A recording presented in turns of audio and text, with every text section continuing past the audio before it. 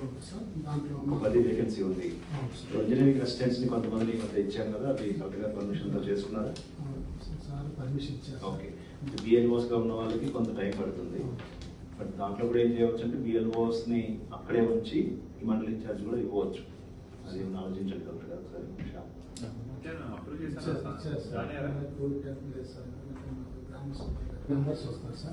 ఏ కేటర్లో వస్తున్నారు? మేజర్ గా మీకు డిఈలు వేకెన్సీ ఎక్కువ ఉంది. కాన్స్టిట్యున్సీస్ లో 7 అనుకుంటే మీకు ముగ్గురే వర్క్ చేస్తున్నారు. ప్రమోషన్స్ పెట్టారు.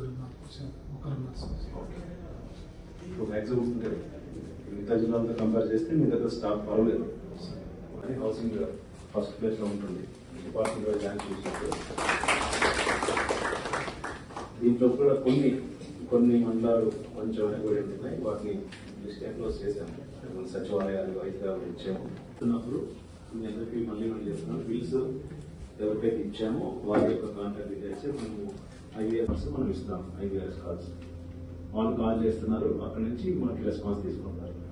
సో మీకు ఫస్ట్ లోనే మంచి ర్యాంకింగ్ లో ఉంది. బట్ ఇంకా దాని పర్సంటేజ్ పెంచుకోవాలంటే మీరు చేయాల్సిన పని ఏంటంటే మీ దగ్గర కంట్రోల్ రూమ్ పెట్టుకోతున్నాము. ఈ జిల్లా వైజ్ నేను చెప్పిన నెంబర్ 3000 అనేది రాష్ట్రం మొత్తానికి. మీ జిల్లాలో 500 లేదా 200 ఉంటారు. సో వాళ్ళకి అంతే కదా, 60 3 కాంపిటీషన్. సో అక్కడేమైంది, ఆయనకి 60,000 ఒక్కరికి ఇచ్చారు, 1.5 ఇచ్చారు. 3 లెవెల్ అయిపోయినా కూడా మనకు బిల్ పెండింగ్ పెట్టినాం. అది 1 మంత్ అయిపోయింది స్టార్ట్ చేసుకోవాలి. అప్లోడ్ చేసి ఫీల్డ్కి వెళ్ళి చూసి దాన్ని తీసుకొని అప్లోడ్ చేసేటప్పుడు డిలే అవుతుంది. అది కొంచెం చూసుకోండి. అట్లాగే మన స్టాఫ్ బిహేవియర్ కానీ ఓకే. తర్వాత 1.0 సంబంధించి సో అవి వాటిని మీరు వేరే ఏజెన్సీ ప్రపోజ్ చేస్తారు. అప్రూవ్ విషయం ఏమవుతున్నారు, 1.0 మనం ఎస్ఎన్ఐ నుంచి స్పర్శన పద్ధతికి మార్చాము. అంటే ఇంతకుముందు ఫండ్స్ అనేది ఇప్పుడు స్పర్శనకి ఏమైపోయింది, అకౌంట్ ఎవరికైతే ఆధార్ మ్యాప్ అయినటువంటి అకౌంట్ ఉందో బెనిఫిషరీకి వారికి నేరుగా వెళ్ళిపోతాయి. మినిస్టర్ గారి లెవెల్లో ఒక మీటింగ్ జరిగింది. బ్యాంకర్స్ని పిలిచి మాట్లాడాము. గతంలో ఎలాగైతే పద్ధతి ఉందో పూర్తిగా కాకపోయినా కూడా బెనిఫిషరీ అకౌంట్ లో డబ్బు పడినప్పటికీ ఏజెన్సీకి ఎలా ఇవ్వగలం. లేఅవుట్లు ఉన్నాయి, పెద్ద లేఅవుట్లు.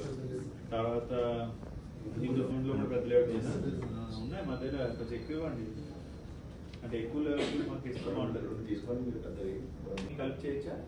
ఎన్ఆర్జీఎస్ లో డ్రైనేజ్ కి కాలువ తీయడం, ఎన్ఆర్జీఎస్ లో కూడా proposal government of India request చేస్తున్నాం. ఏంటంటే మన హౌసింగ్ బెనిఫిషరీస్ 90 మ్యాండేట్స్ చేస్తున్నారు. సో ప్రపోర్షనల్ గా వచ్చినటువంటి సో మనం ఏం చేస్తున్నాం, జిల్లాకు ఫండ్ వస్తుంది, మిడిల్ కాంపౌండ్ కల్పిస్తున్నారు. మీరు జనరల్ గా అన్నిటికీ వాళ్ళ క్వశ్చన్ బట్టి అన్ని చోట్ల ఇస్తున్నారు. బట్ మేమేం అడుగుతున్నాము, మన కాలనీస్ జరిగిన పనులు ఇప్పుడు 100 మంది ఉన్నారు, 90 డేస్ చేశారు, జర్నీ మ్యాండేట్స్ వచ్చింది, దాన్ని బట్టి ప్రపోర్షనల్ మిడిల్ కాంపౌండ్ వస్తుంది. దాన్ని ఆ లేఅవుట్ ఖర్చు పెట్టే విధంగా పర్మిషన్ అడుగుతాం. అయితే కొంత ఇన్ఫ్రా కూడా మన డెవలప్ అవుతుంది. అది కొత్త యాక్ట్లో అడుగుతున్నాం. ఇప్పుడు అది గవర్నమెంట్ ఆఫ్ ఇండియా డెసిషన్ తీసుకోవాలి. అది మన మినిస్టర్ గారు గవర్నమెంట్ ఆఫ్ ఇండియా రిక్వెస్ట్ చేసినారు. అది 2.4 ఐడియా కోసం చెప్తాను. ప్రపోజల్స్ పంపిస్తే నేను బడ్జెట్ రిలీజ్ చేస్తాను.